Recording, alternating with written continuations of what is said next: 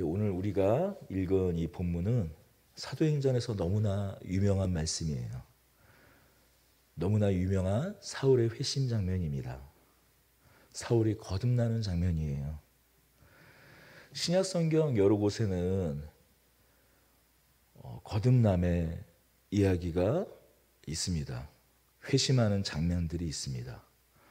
그러나 아마도 이 사도행전 9장에 나타난 이 사울이 회심하는 장면이야말로, 이 사울이 회심하는 이야기야말로 가장 극적이지 않을까 싶습니다. 이 사울의 회심을 통해서 이 회심, 이 거듭남을 여러 가지로 정의할 수 있겠지만 저는 이 회심을 이렇게 정의하고 싶습니다. 사람의 열심을 하나님의 열심으로 갈아버리는 것. 사람의 열심을 하나님의 열심으로 갈아엎어버리는 것. 저는 그렇게 정의하고 싶습니다. 사람의 열심에서 하나님의 열심으로 바뀌어지는 그 모든 것이 회심이라고 얘기하고 싶어요. 사도행전 9장 1절과 2절은 사울의 진심, 사울의 열정을 잘 드러내주는 본문이에요.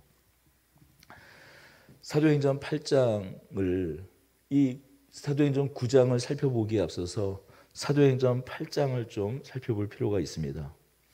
사도행전 8장은 사울이 주도한 박해로 비록 예루살렘에서 믿는 제자들이 이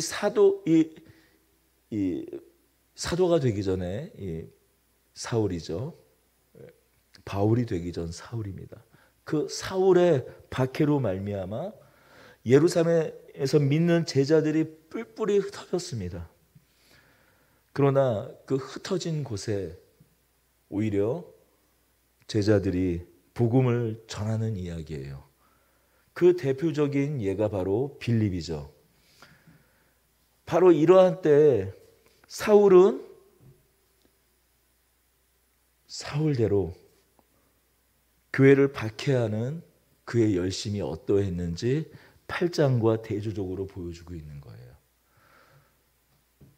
이 사도행전 8장과 9장은 전혀 다른 이야기로 넘어가는 것 같지만 그것이 아니라 사울이 핍박하고 사울이 박해하고 때로는 죽이기까지 했던, 그래서 흩어졌던 제자들과 대조해서 이 9장에서는 사울이 무엇을 하고 있는지 보여주고 있는 것입니다.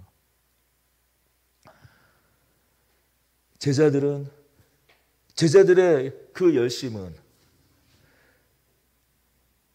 핍박 가운데에서도 쫓겨나 복음을 전하고 있지만 지금 사울의 열심은 무엇인지 보여주고 있는 거예요. 9장 1절은 이렇게 시작합니다. 사울이 주의 제자들에 대하여 여전히 위협과 살기가 등등하여. 무엇을 말해줍니까? 사울이 스데반을 죽이는데 앞장선 이후에도 계속해서 주님을 따르는 제자들을 핍박하고 죽이는데 앞장섰음을 보여주고 있어요. 단순히 핍박하는데, 단순히 박해하는 정도가 아니라 사람을 죽이는 자리까지 나아갔다는 것을 말해주고 있는 거예요. 여기서 살기라는 단어는 우리가 개역개정에서 조금 완곡하게 부드럽게 표현한 겁니다. 어떻게 보면 원어에는 보면 포노스라는 단어를 사용하고 있어요. 이 살기라는 단어가 아주 직접적으로 살인, 살해라는 단어입니다. 살기가 느껴지는 정도가 아니라 직접 사람을 죽이는, 살해하는 데까지 나아갔다는 거예요. 그리고 여기서 살기가 등등하다고 이렇게 번역한 이 등등하다는 이게 많이 의역한 거죠. 살기를 내뿜다 라고 직역해야 맞는 대목입니다. 여기서 등등하다라는 이 등등, 살기가 등등했다라는 말에서 등등은 이 등등이 아니라 이 김을 내뿜다. 사나운 짐승이 굶주려서 먹잇감을 바라보면서 그것을 잡아먹으려고, 그것을 죽이려고 달려들 때 거친 호흡을 내쉬는 것, 그런 장면을 드러낼 때 사용되는 단어가 바로 이 엠프네오. 좀 살기가 등등하다 할 때 이렇게 이 등등하다라는 걸로 이렇게 좀 부드럽게 번역한 이 엠프네오라는 단어예요. 사도 바울이 주의 제자들을 잡아 죽이려는 열심이 어느 정도였는지 잘 보여주고 있어요. 마치 살아온 짐승이 먹잇감을 찾아 거친 호흡을 내쉬는 걸로 지금 누가는 표현하고 있는 거예요. 그렇다면 사울이 이렇게 열심을 낸 이유는 무엇입니까? 사울이 이렇게 마치 오랫동안 굶주린 짐승이 먹잇감을 바라보며 삼켜버리려듯이 그렇게 살기가 등등한 모습, 이러한 열심, 열정, 자기 자신을 모두 다 내어버리는, 저것을 잡아먹지 않으면 내가 죽을 수밖에 없을 것 같은 그러한 열심으로 거친 호흡을 내쉬는 걸로 이렇게 표현하고 있는,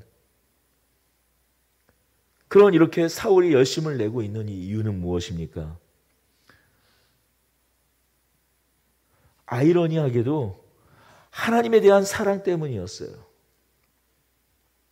하나님에 대한 사랑 때문이었어요. 하나님에 대한 사랑의 방법이었습니다.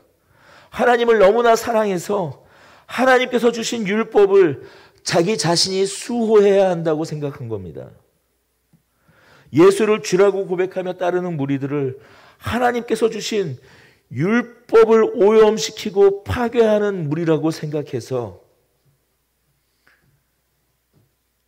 그들을 잡아서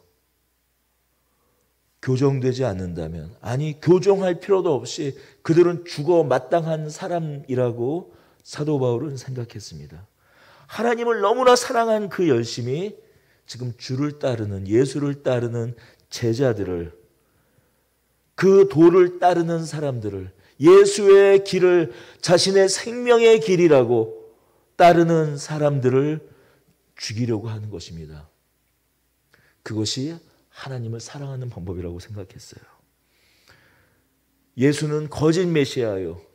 틀림없는 이 예수는 가짜 메시아, 거짓 메시아, 거짓 그리스도라고 생각했어요. 사울은 이 예수를 주로 믿고 주로 고백하고 따르는 사람들은 단순히 이 사울에게 있어서는 교정의 대상이 아니었습니다. 그렇게 죽어 없어져도 마땅할 사람들이었습니다. 이러한 사울의 모습을 보면서 이 보수 신앙을 가지고 있는 우리들의 모습을 다시 한번 바라보게 돼요. 때로는 이 보수 신앙을 가지고 있는 우리들, 또 다르게는 개혁주의라고 말하고 있는 우리들이 어쩌면 살기가 등등해서 거친 호흡을 내뱉고 있는 이 사도 바울과 전혀 다르지 않는 우리의 모습들을 보게 됩니다. 내가 진리를 가지고 있기 때문에 이 진리에 서지 않는 사람들은 마치 이렇듯 죽어 마땅한 사람인 것처럼 여기는 그런 풍조가 이 보수 신앙 안에, 특히 이 개혁주의 신앙 안에 어느 순간 자리 잡고 있는 것을 보게 돼요. 손에 칼이 주어 있다면, 내 손에 칼이 주어지고 내 손에 권력이 주어지고 내 손에 힘이 주어졌다면 이 보수 신앙 안에 머물고 있지 않는 사람들은 모두 다 없애도 좋다라는 그런 어떤 살기를 우리가 가지고 있는 이 보수 신앙 안에서 발견하고는 합니다.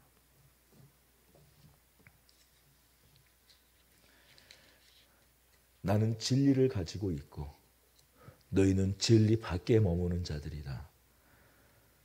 선을 긋고 이 선 밖에 나가는 것을 추워도 용납하지 못하는 모습들을 보게 됩니다. 그렇다면 성경은 이 진리에 대하여, 이 진리를 지키는 것에 대하여 무엇이라고 얘기하고 있나요? 우리는 예수 그리스도를 진리로 고백하는 사람들입니다. 우리의 메시아, 우리의 그리스도는 진리셨습니다. 아니, 지금도 진리이시고 영원토록 진리이십니다. 그러나 진리 대신 진리이신 우리 주 예수 그리스도는 그 진리를 어떻게 증거하셨습니까? 자신이 진리이신 것을 어떻게 드러내셨습니까? 증명해내셨습니까? 어떤 토론이나 논쟁이나 변론을 통해서가 아니라 끝내 당신께서 죽는 것으로 그 진리를 드러내셨어요.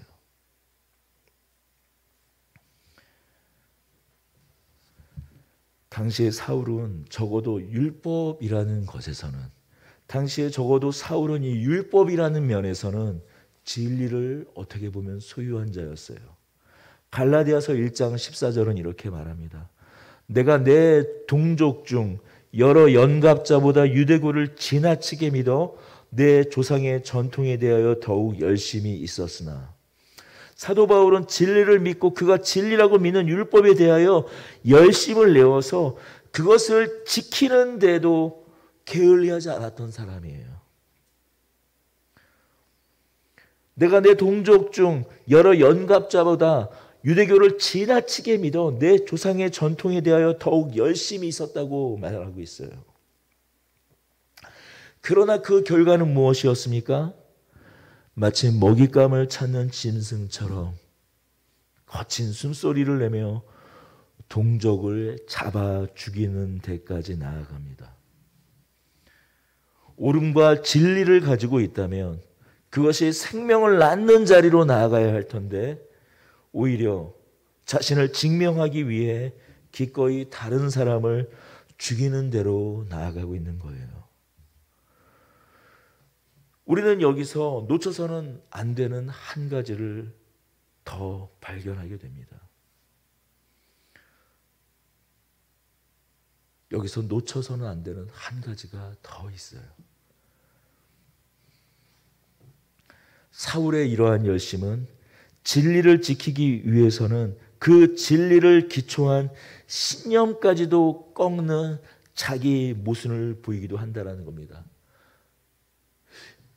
자기 자신의 옳음을 증명하고 자기 자신이 진리를 가지고 있다면 그 진리를 가지고 그 진리를 사수하고 수호하고 보호하는 데 있어서 타협하지 않는 자리가 보통 신념을 가진 사람들에게 있잖아요. 하지만 이 진리가 너무나 중요하다 보니까 결국엔 이 진리, 자신이 갖고 있는 이 진리에 기반한 신념까지도 때로는 타협하고 꺾어버리는 그 인간의 실상을 사도 바울은 보여주고 있다는 거예요. 9장 1절에서 이어지는 대목이 무엇입니까? 사울이 주의 제자들에 대하여 여전히 위협과 살기가 등등하여 대제사장에게 가서, 멀리 이스라엘 밖에 있는 사람들을 잡아들일 권리가 사도 바울, 자꾸 입에 사도 바울이 있는데 사울에게는 없었어요. 그래서 누구에게로 갑니까? 대제사장에게 갑니다. 대제사장은 산헤드린의 수장이었어요. 이스라엘의 자치권이 부여된 일종의 민회라고 할 수 있는 70명의 장로들로 구성된 산헤드린 공회, 산헤드린 의회의 수장이었습니다. 단순히 이 산헤드린 공회의 수장일 뿐만이 아니라 사두개인의 수장이었어요. 멀리 있는 이스라엘 사람들을 잡아들이기 위해서는 공적인 그 증명이 필요했었습니다. 그것을 해줄 수 있는 사람은 산헤드린 그 의회의 공의회의 의장만이 할 수 있었던 거예요.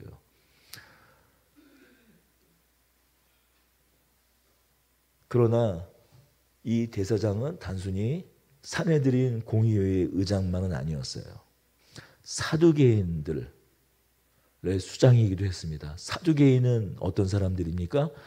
바리새인과 신학적으로는 정반대편에 있는 사람들이에요. 바리새인들의 신학은 무엇입니까? 죽은 자의 부활을 믿고 영을 믿는 사람들입니다. 사두개인은 어떤 사람들입니까? 죽은 자의 부활을 믿지 않았습니다.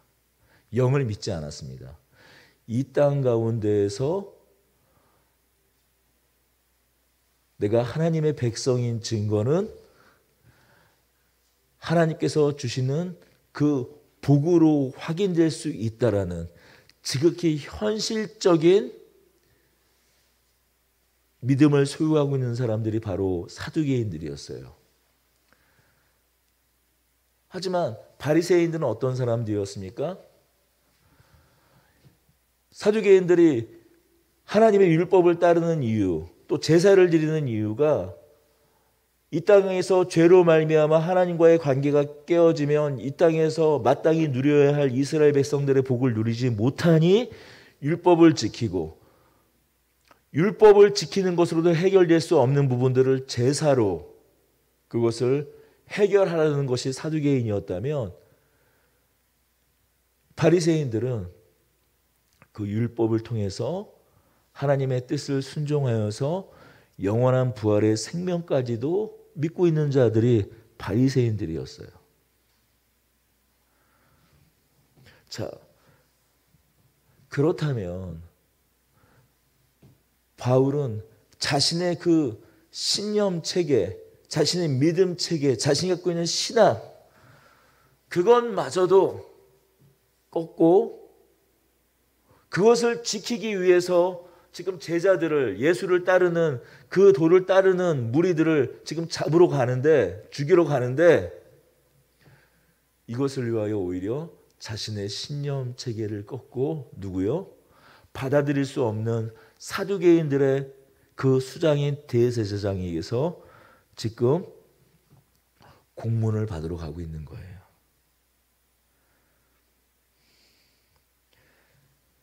자신을 바리새인 중에 바리새인으로 율법의 수도자로 생각하고 있는 이 사울은 자신이 생각하기에 진리를 거스르는 사람들을 잡아들이기 위해 마찬가지로 자기 자신이 생각하는 진리의 반대편에 있는 바로 사두개인들과 야합하고 있는 겁니다. 우리는 여기서 사도 베드로의 설교를 다시 한번 주목해 볼 필요가 있을 것 같습니다. 사도행전 4장 25절과 26절을 한번 다시 한번 우리가 한번 나눴던 대목인데 한번 살펴볼게요. 사도 베드로가 설교한 한 대목이었죠. 25절과 26절 우리 같이 한번 찾아보고 읽겠습니다. 또 주의 종 우리 조상의 다윗의 입을 통하여 성령으로 말씀하시기를 어찌하여 열방이 분노하며 족속들이 허사를 경영하였는고 세상의 군왕들이 나서며 관리들이 함께 모여 주와 그의 그리스도를 대적하도다 하신 이로소이다. 뭐라고 말합니까? 세상의 모든 세력들이 서로 반대편에 있음에도 불구하고, 서로 대적하는 자리에 있음에도 불구하고 마치 적의 적은 친구라고 생각하고 자기가 옳다고 생각하는 그 신념까지도 멀리하고 서로 대적하는 자리, 함께 모여 모사를 꾸미는 자리에 선다라고 얘기하고 있어요. 그러면서 27절 이렇게 얘기하죠. 4장 27절입니다. 과연 헤롯과 본디오 빌라도는 이방인과 이스라엘 백성과 합세하여 하나님께서 기름 부으신 거룩한 종 예수를 거슬러. 헤롯과 본디오 빌라도는 이방인과 이스라엘 백성과 합세하여 하나님께서 기름 부으신 거룩한 종 예수를 거슬러. 사도 바울도, 이 사도 바울이 되기 전에 이 사울도 마찬가지였다라는 거죠. 헤롯과 본디오 빌라도, 이방인과 이스라엘은 결코 같은 자리에 설 수 없는 사람들이었는데 지금 어떻게 해요? 그리스도를 대적하는 자리에 함께 모이는 것 같이 지금 이 사울이 지금 그렇습니다.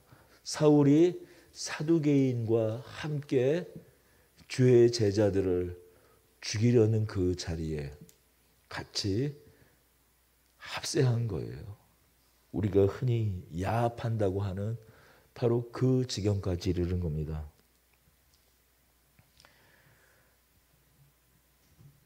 제가 이렇게 사울의 열심에 대해서 길게 이야기하고 있는 이유가 있습니다. 오늘 말씀을 시작할 때 회심이란 사람의 열심을 하나님의 열심으로 갈아버리는 것이라고 저는 정의한다고 말씀드렸습니다. 우리는 사울의 이러한 회심 장면을 보면서 이러한 마음을 품고는 합니다. 이 사울의 이런 회심을 보면서 이런 마음을 품어요. 사울이 당시에 최고의 율법 교사였던 가말리엘 아래에서 공부했던 것, 결국 신학적으로 준비된 과정들 아니었냐. 더군다나 로마 시민권도 가지고 있지 않았냐. 하나님은 이렇게 준비된 사람들을, 그가 비록 죄인이었지만 이렇게 어떤 면에서는 준비된 사람들을 회심시켜서 사용하신다, 이렇게 생각하고는 합니다. 9장에서 또 그런 생각이 들 만한 구절이 이렇게 있죠.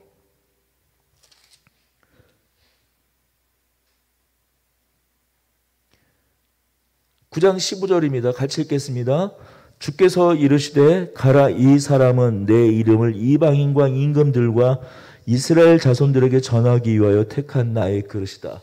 우리는 이 구절을 이렇게 생각해요. 그가 죄인이었지만, 그가 부족한 사람이었지만 이 이방인을 잡아 죽이려는 열심을 하나님께서 바꿔 사용하셨다. 그리고 로마 시민권, 그가 갖고 있던 구약의 율법에 대한 모든 학식, 그것들을 이제 하나님께서 훼손시켜서 다 오히려 이방인에게 복음을 전하는 것으로 사용하는 다 도구로 사용하셨다. 물론 이렇게 생각하는 데 있어서 충분히 그렇게 생각할 수 있지만, 그러나 우리가 그런 생각들을 어떻게 우리 삶 가운데 적용합니까? 우리의 회심과 우리 믿음 가운데 적용합니까? 특히 한국 교회에 이런 인식이 많아요. 이러한 인식 때문에, 특히 한국 교회가 이런 인식을 갖고 있다 보니까 교회가 하나님 나라를 보여주는 모델하우스가 아니라 오히려 이 유지경 같은 세상을 축소시킨 그런 곳이 되어버리고 말았어요. 처음에 교회에 들어와서 입교합니다. 잘난 사람이나 못난 사람이나 많이 배운 사람이나 조금 배운 사람이나 세상에 큰 권력을 가지고 있는 사람이나 그렇지 못한 사람이나 세상에서 우리가 인정받을 만한 어떤 그런 지위를 가진 사람이나 가지지 못한 사람이나 들어와서는 다 처음 입교해서는, 처음 믿음을 가졌을 때는 다 겸손해요. 하지만 나중에 지나서는 어떻게 됩니까? 결국 원래 자기 자신의 신분과 지위, 그런 것들을 그대로 드러내고 나타냅니다.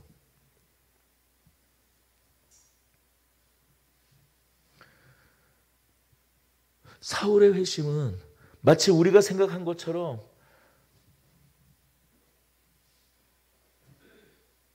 이 사람이 그래도 괜찮은 사람이었는데 예수를 믿어서 조금 더 괜찮은 사람이 되었다 라는 것을 드러내는 대목이 아니에요.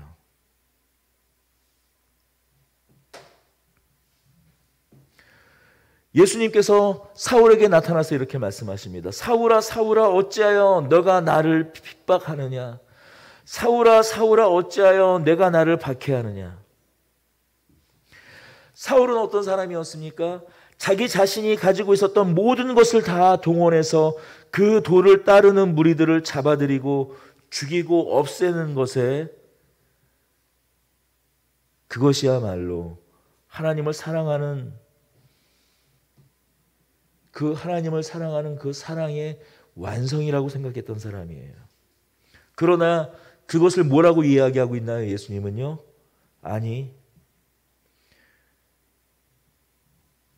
그것은 나를 박해하는 것이라고 말씀합니다. 나를 대적하는 것이라고 말씀해요. 대답하여 주여 누구시니까 이르시되 나는 내가 박해하는 예수라. 많이들 착각합니다. 많이들 오해해요. 예수를 믿는다는 것이 마치 그동안 내가 괜찮은 사람이었는데 예수를 믿어서 더 괜찮은 사람이 되는 것으로 오해하고는 합니다. 한 걸음 더 나아가서 특히 사울이 바울 되는 이 이야기, 그것을 이렇게 해석합니다. 하나님께서 나의 사회적인 능력, 지위, 이런 것들을 사용하시기 위해서 나를 회심시켰다. 나를 하나님을 믿게 했다. 나를 예수를 믿게 했다라고 생각하는 사람들이 있습니다. 아니요. 이런 생각을 하는 사람이 너무나 많이 있습니다.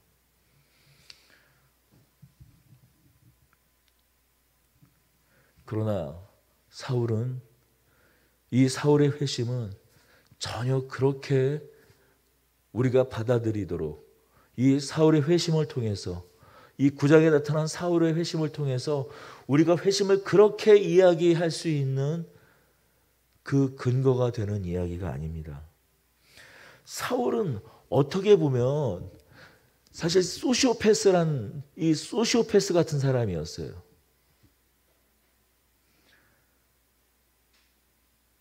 여러분, 사울이 어떤 사람이었습니까?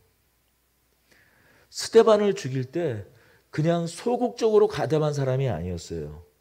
아주 적극적으로 가담한 사람이었습니다. 사울과 변론할 때 그 변론의 중심에 있었던 사람이고, 도저히 스데반 집사를 감당할 수 없자 거짓 증인을 내세워서 죽이는데 앞장선 사람이에요.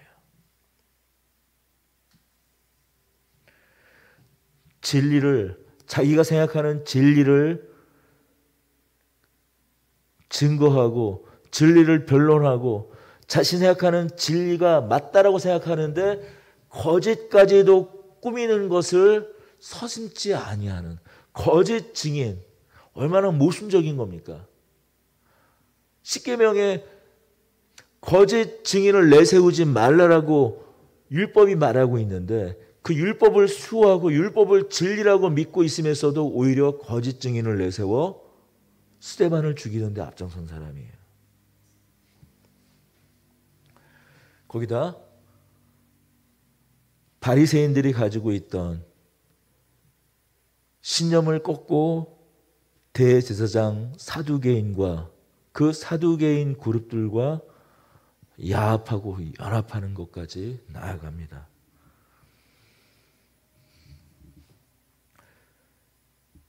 그래서 동족을 죽이려고 지금 다메섹까지 가고 있는 사람이에요. 사실 먼 훗날에 보면 이러한 사도 바울의 성정은 회심한 다음에도 여전히 다듬어지지 않은 인격적인 결함이 많이 그에게 있었음을 보여주고 있는 대목을 우리는 발견하게 돼요. 사도행전에 있죠. 13년이 지나서 초하에 묻혀있던 무명의 전도자인 바울을 누가 픽업을 합니까? 바나바가 픽업을 하지 않습니까? 안디옥 교회에 함께 사역을 시작합니다. 성령께서 부르셔서 그들을 선교사로 교회가 파송하죠.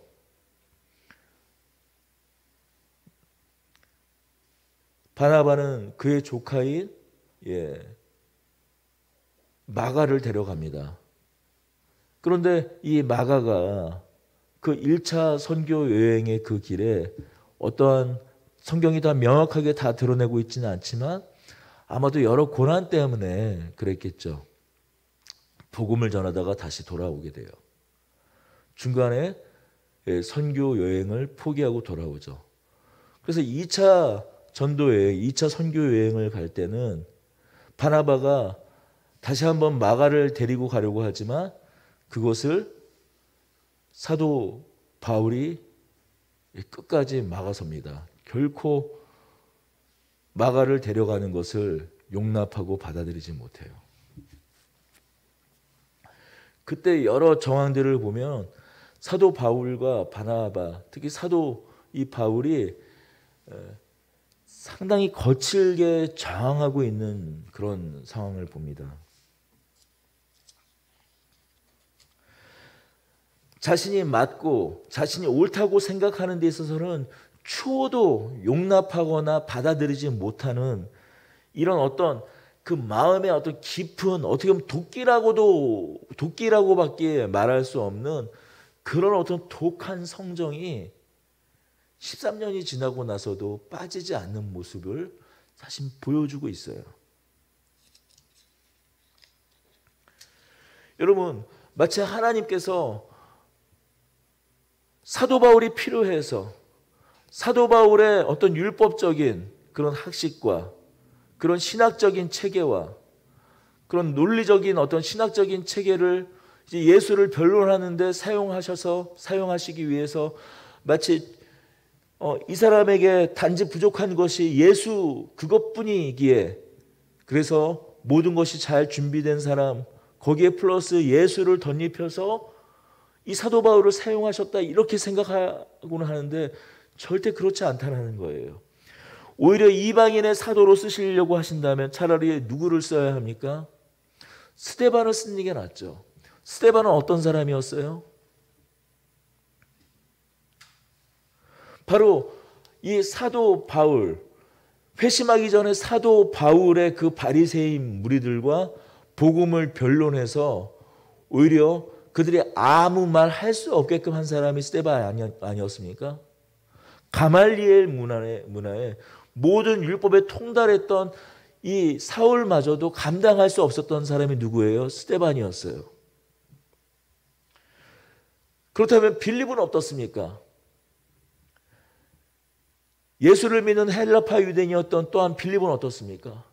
그 사람은 충성되기까지 했어요.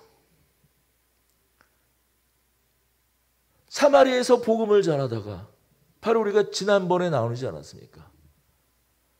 모든 것이 잘 되어가고 있는 때 성령께서 말씀하시자 기꺼이 광야의 한 길로 순종하여 내려가는 사람, 오히려 이 빌립 같은 사람을 이방인의 사도로, 이 헬라파 유대인이었던 스데반과 같은 사람이나 빌립과 같은 사람을 사용하는 것이, 이렇게 충성스러운 사람을 쓰는 것이 더 마땅하지 않겠습니까? 그렇다면 하나님께서는 왜 사울을 쓰신 겁니까? 하나님께서는 내가 한다, 자기 스스로를 자랑 삼아, 자기 스스로를 원인으로 삼아 자랑하게 하려는 그런 모든 것을 원천적으로 차단하시고 오직 하나님께서 하신다라는 것을 드러내기 위하여서 이 사울을 쓰고 계시는 겁니다. 우리 나중에 이 사도행전 이 9장에서 사도 바울이 다메섹으로 가는 그 길가에서 예수님을 만난 장면을 어떻게 설명하고 있는지 이 고린도전서 15장 1절에서 11절을 읽는 것으로 한번 좀 살펴보겠습니다. 고린도전서 15장 1절에서 11절까지를 우리 좀 빠르게 읽겠습니다. 고린도전서 15장 1절에서 11절입니다. 우리 같이 읽겠습니다. 형제들아, 내가 너희에게 전한 복음을 너희에게 알게 하노니 이는 너희가 받은 것이요 또한 그 가운데 선 것이라. 너희가 만일 내가 전한 그 말을 굳게 지키고 헛되이 믿지 아니하였으면 그로 말미암아 구원을 받으리라. 내가 받은 것을 먼저 너희에게 전하였노니 이는 성경대로 그리스도께서 우리 죄를 위하여 죽으시고 장사 지낸 바 되셨다가 성경대로 사흘 만에 다시 살아나사 게바에게 보이시고 후에 12 제자에게와 그 후 500여 형제에게 일시에 보이셨나니 그 중에 지금까지 대다수는 살아있고 어떤 사람은 잠들었으며 그 후에 야곱에게 보이셨으며 그 후에 모든 사도에게와 맨 나중에 만삭되지 못하여 난 자 같은 내게도 보이셨느니라. 나는 사도 중에 가장 작은 자라. 나는 하나님의 교회를 박해하였으므로 사도라 칭함받기를 감당하지 못할 자니라. 그러나 내가 나 된 것은 하나님의 은혜로 된 것이니 내게 주신 그의 은혜가 헛되지 아니하여 내가 모든 사도보다 더 많이 수고하였으나 내가 한 것이 아니요 오직 나와 함께 하신 하나님의 은혜로라. 그러므로 나나 그들이나 이같이 전파함에 너희도 이같이 믿었느니라.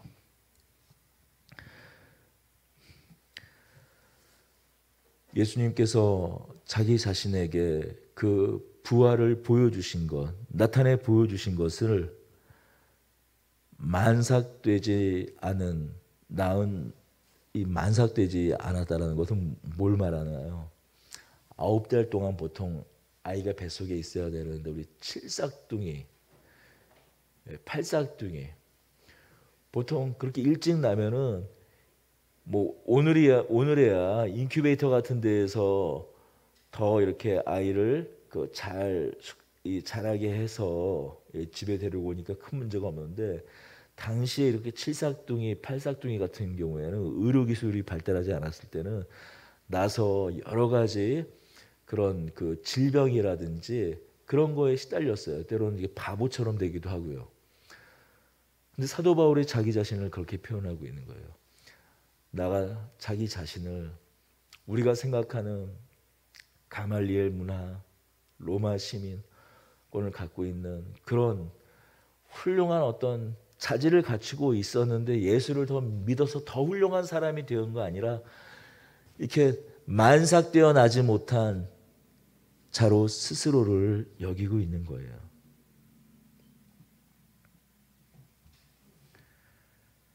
하나님의 열심이, 하나님의 은혜가 나를 덮어서 나를 사도되게 했다라고 말하는 겁니다.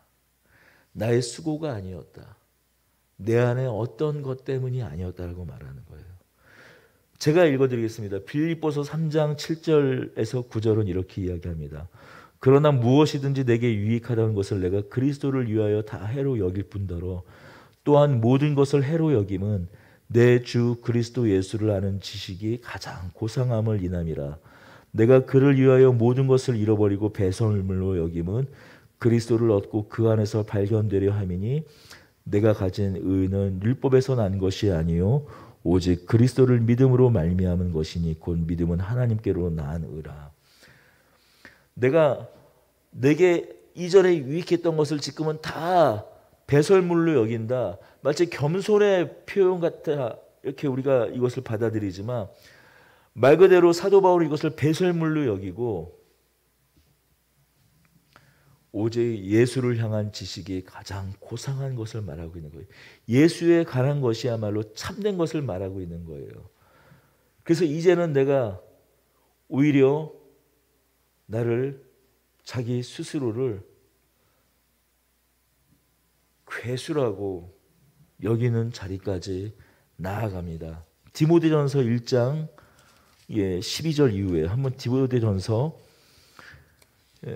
마치 내가 이전에 내가 자랑으로 생각했던 것들을 배설물로 여긴다라는 이런 말이 마치 겸손과 겸양의 표현인 것처럼 여기지 않고 있음을 이 디모데전서 1장 12절 이후는 너무나 잘 보여줍니다. 디모데전서 1장 12절 이후는 좀 같이 보겠습니다. 디모데전서 1장 12절 이후 신약성경 337면쯤 있습니다.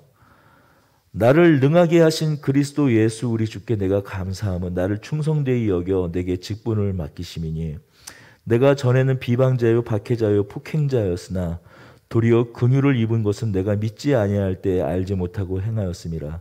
우리 주의 은혜가 그리스도 예수 안에 있는 믿음과 사랑과 함께 넘치도록 풍성하였도다. 믿보다 모든 사람이 받을 만한 이 말이요 그리스도 예수께서 죄인을 구원하시려고 세상에 임하셨다 하였도다. 죄운 중에 내가 괴순이라. 자, 우리가 여기 12장 디모데전서 1장 12절 나를 충성되이 여겨 이런 걸 어떻게 오해하냐면은 이렇게 내가 예수를 핍박하던 어떤 그런 열심을 하여튼 이런 열심이라도 있었으니까 하나님이 이런 열심을 갖고 있는 사도 바울의 성정을 이용한 것 아니냐 그렇게 오해하는데 그렇지 않아요. 하나님을 대적하는 자리에 있었던 나를 충성되이 내가 도저히 충성된 자리에 불려갈 수 없는 사람이었는데 나를 충성된 자리로 불러갔다라는 거예요. 또 13절에 그 증거가 무엇입니까? 내가 전에는 비방자요 박해자요 폭행자 나를 하나님께서 도저히 쓸 수 없는 그릇이었다라고 고백하고 있는 거예요.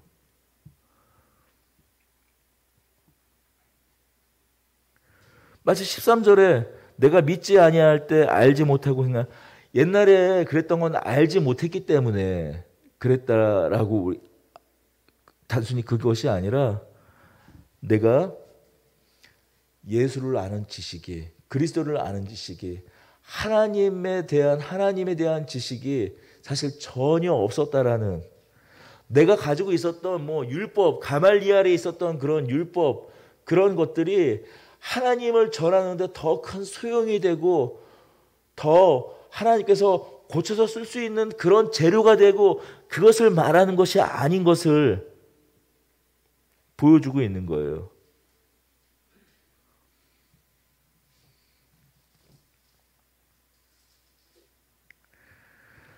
자기가 알고 있던 진리는 진리가 아니었다라고 고백하는 거예요. 진리가 아니었는데 무슨 소용, 무슨 도움이 되겠습니까?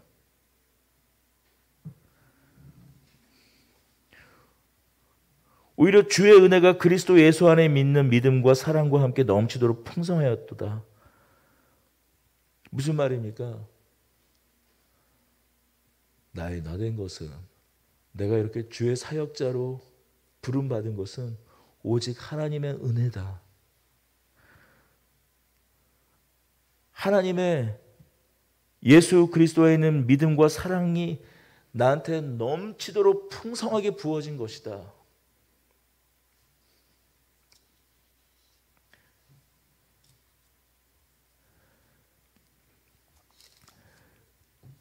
죄인 중에 괴수인 나를 오히려 사용하셨다. 여기서 이어지는 그래서 이 16절 우리는 디모데전서 1장 16절을 좀 주목해서 볼 필요가 있습니다. 그러나 내가 긍휼을 입은 까닭은 예수 그리스도께서 내게 먼저 일체 오래 참으심을 보이사 후에 주를 믿어 영생을 얻는 자들에게 본이 되게 하려 하심이라. 그러니 이 말씀은 이런 내용이에요.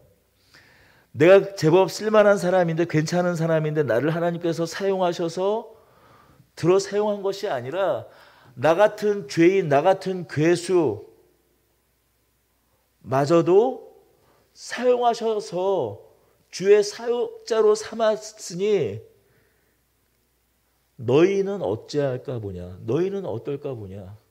너희 중에 너희의 조건, 너희의 연약함, 너희의 무엇 때문에 주님께서 받아들이지 못할 사람은 아무것도 없다.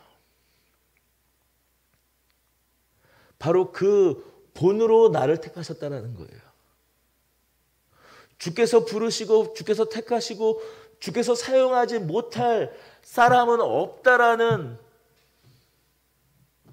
그 본으로 자신을 택한 것이지 하나님께서 제법 괜찮은 사람 예수님만 믿으면 저 사람 더할 나위 없이 좋은데 저 사람 너무 잘 살고 있는데 너무 훌륭한 사람인데 너무 훌륭한 인격을 갖고 있는데 저 사람이 예수만 믿으면 얼마나 좋을까 그런 목적과 의도로 사도 바울을 택하지 않으셨다라는 거예요. 우리는 어떻게 생각합니까? 대부분 예수를 믿는다라는 것을 그렇게 생각하지 않나요?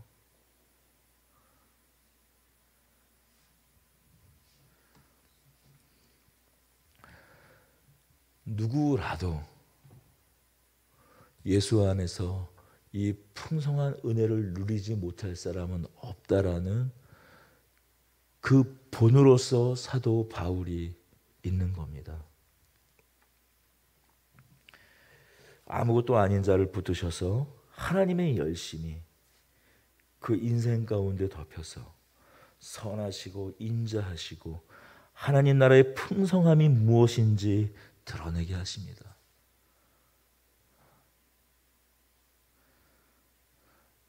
사울이 이 다메섹 도상에서 예수님을 만난 것은, 아니 예수님께서 사도 바울을 만나 주신 것은 시작이었습니다. 그의 전 인생을 통해서 예수님께서 그를 하나님의 풍성함이, 하나님의 부유하심이, 그 은혜의 풍성함이, 예수 안에 있는 믿음과 사랑이 넘치도록 풍성한 것이 무엇인지 그의 삶을 통해서 드러내십니다.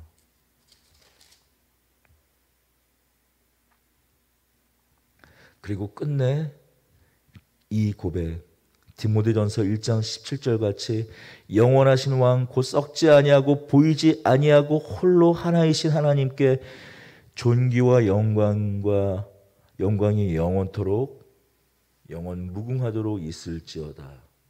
이 고백을 받아내십니다.